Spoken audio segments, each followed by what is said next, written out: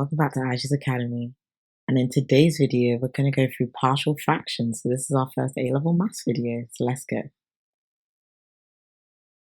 Okay, so with partial fractions, they are basically the reverse process of adding algebraic fractions, which I've done a GCSE video on to refresh your memory. So I'll give an example.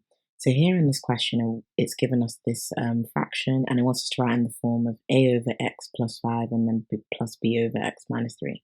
So the first thing you want to do is factorize your denominator. So you want to factorize the x squared plus 2x minus 15, which you'll factorize by knowing your knowledge of factorizing quadratic equations.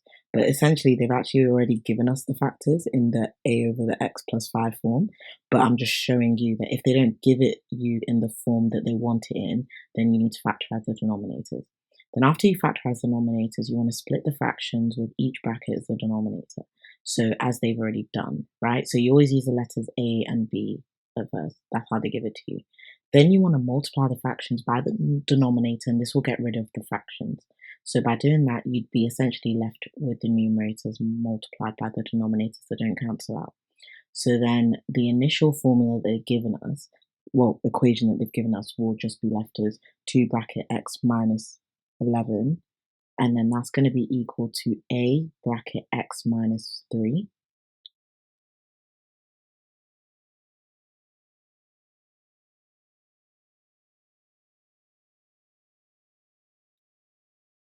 plus b times x plus 5.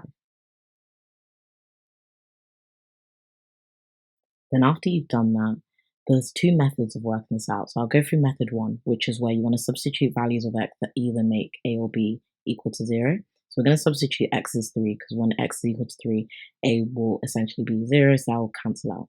So then that will leave us with minus 16 equals 8. B and then b would be equal to minus 2 when you substitute x equals 3 into the formula above. And then if you substitute x equals minus 5, because that would essentially cancel out b, so you can work out what a is. If you substitute minus 5 into the formula, you'll be left with minus 32 is equal to minus 8a. And then rearranging out, solving that would leave you with a is equal to 4. Then the other method is known as comparing the coefficients, right?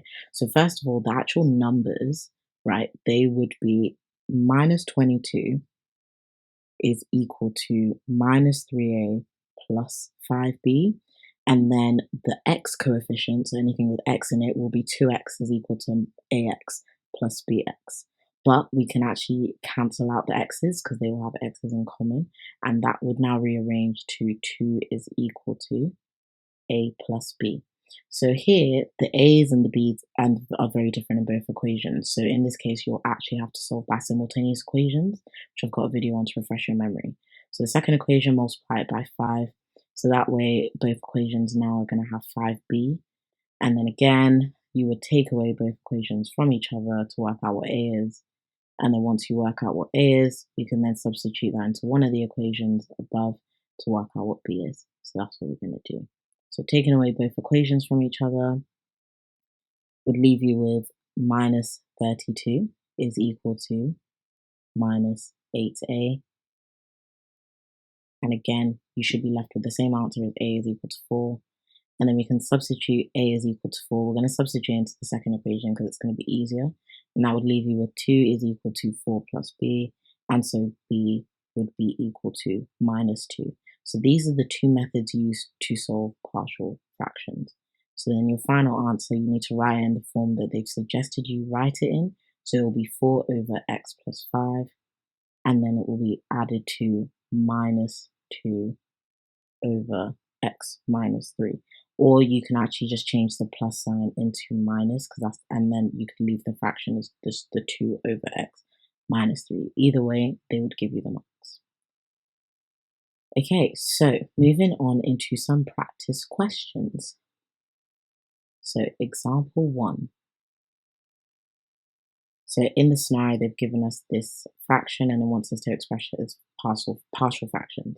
So first step again is remember factorize your denominators. So factorizing x squared plus 6x plus 9 will leave us with x plus 3 in one bracket and, funnily enough, x plus 3 in another bracket. And so because you've got two x plus 3's, another way of writing this out would be x plus 3, and then outside of the brackets would be your squared sign. So now when it comes to scenarios where when you factorize and you end up with a squared brackets, you actually need to write one of your fractions will have a or b over x plus 3, and the other fraction will have, in this case, the x plus 3 squared. And this is really important to note because a lot of students forget this. So one of your brackets will have just one of the brackets, and then one of the fractions will have one of the brackets, and then the other fraction will have the bracket squared. So then again, you want to multiply both of the fractions that we've just formed by the denominator to cancel out the fractions. So this will leave you with 3x plus 11 is equal to a bracket x plus 3 plus b. So I'm going to use the comparing coefficients method. So each example, I'm going to use a different method. So in this case, this would leave you with 3x is equal to ax, so a would be equal to 3. And then the second coefficient comparing the x values, comparing the actual numbers, will leave you with 11 is equal to 3a plus b, so b is equal to 2. Then once you've worked out your a or b, you're just a and b, you're going to substitute them in and then write them out as the final answer. So 3 over x plus 3 and then 2 over x plus 3 squared. And that's literally it.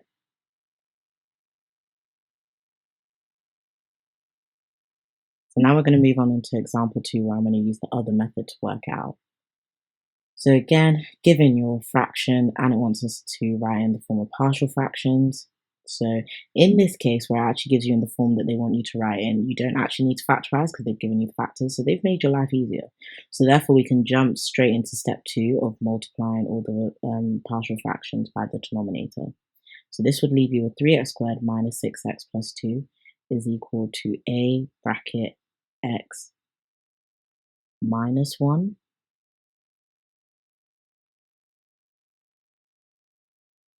and that would also be multiplied by x minus 2. So I purposely put this example because sometimes you're not just left in exams questions with a and b fractions, sometimes you have a, b, and c, which come up quite often, surprisingly. So that would be added to b times x minus 1. Another method which I use sometimes in school is like a shortcut is, so for instance, if you look at the a over x, right, it doesn't have the x minus 1 or x minus 2 as its denominator. So that's what it will be multiplied by if you multiplied by the denominator. And if you look at the b over x minus 1, it doesn't have the x or the x minus 2. So that's what's going to be multiplied by if you multiply by the denominator. So it's just another way of making your life easier. So now I'm going to use the method of substituting the x values where a, b, or c is equal to 0. So we're going to first of all use x equals 1. Because x equals 1 will cancel out both a and c, so you'll be able to work out what b is. So substituting x equals 1 would leave you with minus 1 is equal to minus b, so b is equal to 1. If you then substitute x is equal to 2, that would be able to cancel out b and a, so you can work out c. So 2 would be equal to 2c, so c would be equal to 1. And substituting x is equal to 0 would actually cancel out b and c, so you'd be able to work out a. So 2 is equal to 2a, and then a is equal to 1. And now that you know what all the values of a, b, and c is, you can write them out in the form that they've asked you to write it in. So you'll end up with 1 over x plus 1 over x minus 1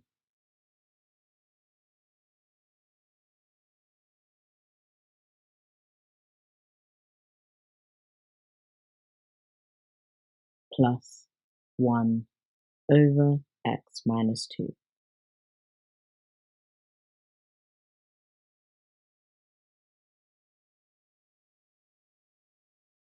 And that's it on partial fractions, guys. I hope that was really useful. I hope you enjoyed the first A-level maths video on this channel, and stay tuned for more content, and thank you for watching. And please comment, like, and subscribe and share with anyone else that would find it useful.